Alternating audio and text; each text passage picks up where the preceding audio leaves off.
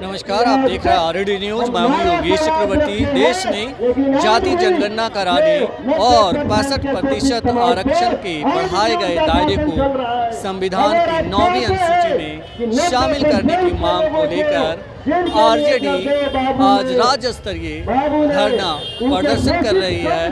RJD के नेता जिला मुख्यालय में प्रदर्शन कर रहे हैं, धरने पे बैठे हुए हैं और राजधानी पटना में आरजेडी कार्यालय के पास खुद प्रतिपक्ष के नेता तेजस्वी यादव के नेतृत्व में आरजेडी एक दिवसीय धरना प्रदर्शन करने में जुटी हुई है।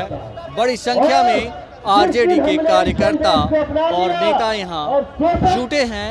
हम आपको बता दें कि देश में जाति गणना और 65% आरक्षण के दायरे को संविधान की 9वीं अनुसूची में शामिल करने की मांग को लेकर ये लोग एक दिवसीय धरना प्रदर्शन कर रहे हैं। तो आरजेडी के तमाम नेता आरजेडी कार्यालय के पास धरने पर बैठे हैं और क्यों जाति गणना होनी चाहिए और आरक्षण के बढ़ाए गए दायरे को संविधान की 9वीं अनुसूची में शामिल करना चाहिए, ये बता रहे हैं। निकलो घर मकानों से, निकलो घर मकानों से,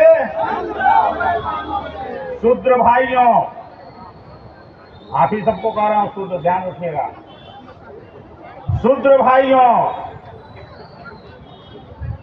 आज ये जो धरना प्रोग्राम है किस बात के लिए है? हम अपने आरक्षण को मांग रहे हैं और नारा हम क्या लगाते? 100 में 90 शोषित है, 90 भाग हमारा है। 100 में 90 शोषित हैं, 90 भाग हमारा है। और जब से ये आरक्षण का मामला आया है, कि आरक्षण शब्द में इतना बड़ा बड़ा बबूल का कांटा है कि जो 10% के लोग हमको भकर भकर उगड़ जाता है अंदर तक, जिससे घबराए रहते हैं, वो याद रखिएगा। लेकिन शूद्र लोग जो हैं उनको ये समझ में नहीं आती, तो शूद्र नेता ही कहता है कि आरक्षण के विरोध में, आरक्षण में आरक्षण तो 10 वर्ष पहले आना चाहिए था। अपने अपने ढंग से इसका विश्लेषण करता है। मैं आपको बता देना चाहता हूं, है कोई ऐसा धरती पर आदमी, हमको बताइए तो जरा, जो आपको शूद्र बना के रखा? मुंह से जो आदमी थूक फेंकता है, कोई ऐसा आदमी धरती पर पैदा लिया जो ऊंचे कुल खानदान में पैदा लेने के कारण, बड़े घर में पैदा लेने के कारण छोहाड़ा किसमिस कोई से मुंह से निकल जाए? अरे भाई बताओ, है कोई ऐसा धरती पर आदमी मां के कोख से पैदा लिया? हाँ, हम उनकी बात नहीं कर सकते भाई, जो बायोलॉजिकल आ गए हैं धरती पर, उनकी बात तो नहीं कर सकते। कहते हैं कि मैं बायोलॉजिकल आ गया हूं, हम उनकी बात नहीं कर रहा हूं। याद रखिए, आरक्षण जो शब्द है डॉक्टर भीमराव अम्बेडकर ने इसलिए नहीं दिया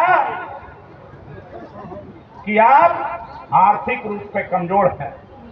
आरक्षण दिया इसलिए कि जो समाज में सामाजिक गैर बराबरी है, जातीय आधार पर छुआछूत है, इंसान को इंसान से नफरत दिखाता है, उसके खिलाफ यह आरक्षण दिया डॉक्टर भीमराव अम्बेडकर ने संविधान में, जिसको लालू प्रसाद जी ने मजबूती के साथ लागू करने का दिया संकल्प। और जब मंडल कमीशन लागू हुआ तो फिर से याद कीजिएगा, आडवाणी जी का कमंडल मंडल को रोकने के लिए निकला था, मंडल को रोकने के लिए।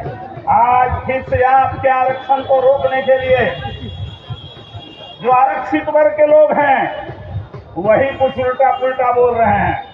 मुझे कहने में जरा भी हिचक नहीं है कि जो लोग भी दलित समुदाय के, बीजेपी में है, जेडीयू में है, वो आरक्षण विरोधी है जो दलित समुदाय का है। कभी आपका नहीं हो सकता, कभी डॉक्टर भीमराव अम्बेडकर का नहीं हो सकता है, याद रखिएगा। इसलिए वैसे तत्वों को पहचानिएगा और पहचान करके उसके खिलाफ बगावत की आवाज लगाइएगा। और ये जो 9वीं अनुसूची में लागू शामिल करने की बात है, ये इसलिए है कि इसमें कोई छेड़छाड़ न कर पाए। अभी क्या हुआ, तेजस्वी जी के नेतृत्व में 17 महीने के कार्यकाल में जनगणना हुई और जनगणना के बाद 65% आरक्षण लागू हुआ।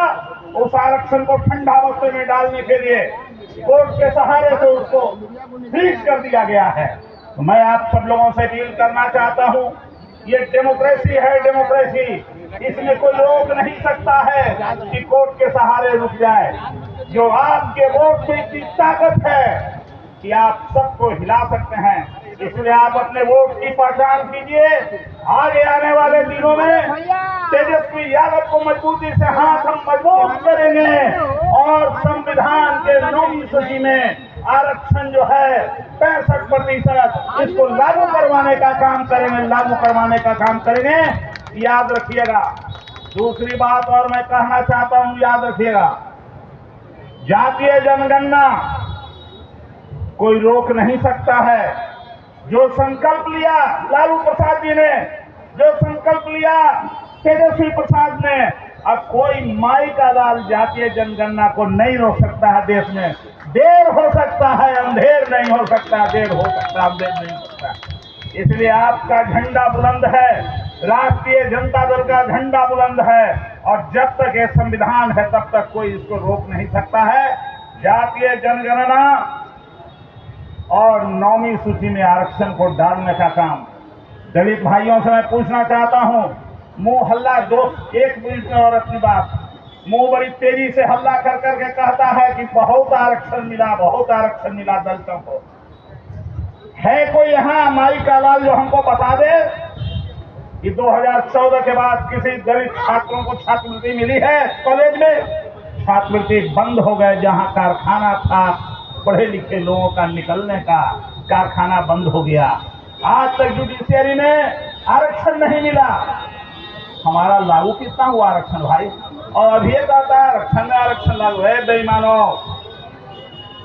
जिस दिन ये दलित लोग जगेगा, पिछले 21 तारीख को भी आपने एहसास कराया है, और 17 में 18 में आपने 2 अप्रैल को एहसास कराया था।